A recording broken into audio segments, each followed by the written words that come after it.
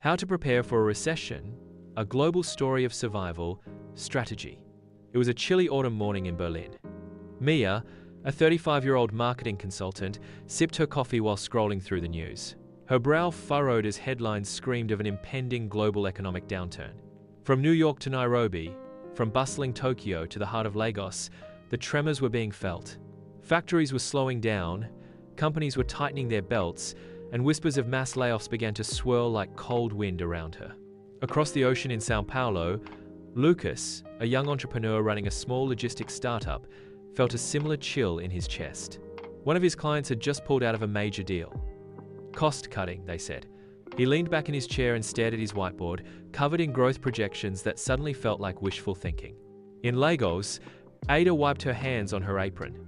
Her bakery had only opened a year ago, but customers were now complaining about prices. Her suppliers had increased costs. Flour, sugar, even plastic bags, everything was becoming expensive. Her profits shrank weekly, and she feared it was only a matter of time before she'd be forced to close shop. The wave of recession didn't discriminate. Whether it was the polished offices of London or the crowded streets of Jakarta, fear had settled in like an unwelcome guest. Mia closed her laptop and reached for a notebook. On the front cover, she scribbled a title, Emergency Plan. Inside, she drew 2 columns. On the left, needs, rent, groceries, health insurance. On the right, wants, streaming services, takeout, impulse online buys. One by one, she started crossing things off the wants column.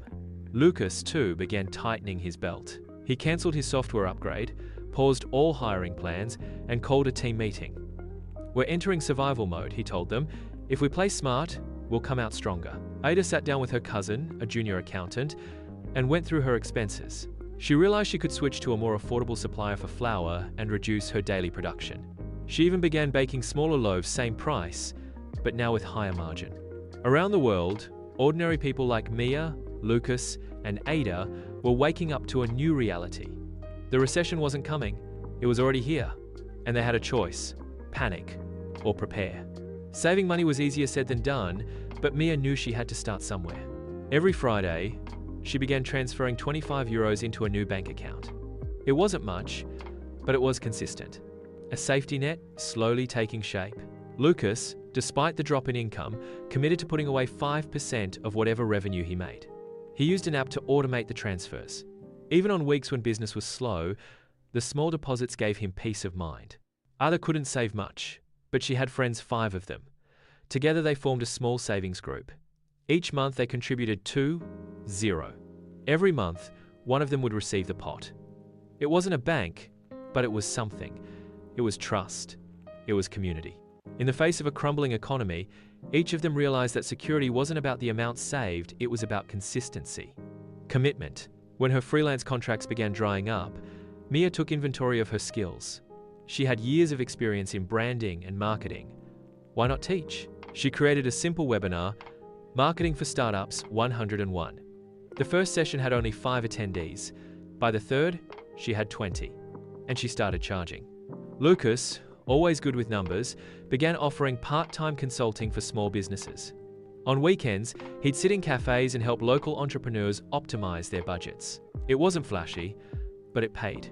Ada had always loved design, even if she wasn't a professional. She began creating simple logos on Canva for friends who had small businesses. Then she started charging for them. Her first client paid her 5-0. It felt like gold. Income streams began to multiply. They weren't massive, but they were stable. Each new client, each side hustle, became a lifeline. Mia's brother once told her, "The best investment is the one you make in yourself." Now those words returned to her like a lighthouse through fog. She enrolled in a free course on SEO optimization. In a week, she was applying her new skills to her client sites. It worked. Referrals increased. Lucas found a free online class on financial literacy and spreadsheets. He realized how much he had been wasting on unnecessary tools and began restructuring his budget more efficiently. Ada, late at night after baking, would sit with her phone and watch YouTube videos about basic web development. HTML and CSS were confusing at first, but every time she managed to create a functional page, she felt powerful. They weren't going back to school. They were schooling themselves. On their own terms. Support didn't always mean money. Sometimes, it was just not feeling alone. Mia joined a local entrepreneur group online. They shared client leads, job opportunities, even coping tips. It was a lifeline. Lucas became obsessed with a finance YouTuber who broke down economic news in plain language. He started understanding things like interest rates, inflation, and monetary policy words that once felt foreign. Ada joined a WhatsApp group run by a local microfinance organization. It wasn't just informative, it was inspiring. People shared stories, setbacks, and strategies. Information was currency. Connection was power. A year passed. Mia's business was leaner, smarter. She no longer worked with 10 clients at once. She had 3, but they paid better. She had time. She had peace. Lucas launched an online course, Recession-Proofing Your Small Business. It didn't make him a millionaire, but it gave him purpose. Ada now worked part-time as a remote virtual assistant for a company based in Canada. She was earning in dollars. Her bakery still ran, but now it was her passion, not her prison.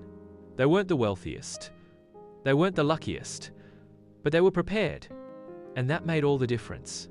Recessions will come and go, but preparation isn't about panic, it's about power. It's about saying, I may not control the economy, but I can control my decisions. It's about looking your future in the eye and saying, let's do this. Here are the 3 rules they lived by.